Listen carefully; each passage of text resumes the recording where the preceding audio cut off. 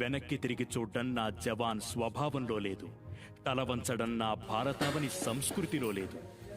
ఎవడైనా నా దేశ సరిహద్దుపై కన్నెత్తితే వాడి గుండెల్లో భయాన్ని నింపే బాణం నా సైన్యం.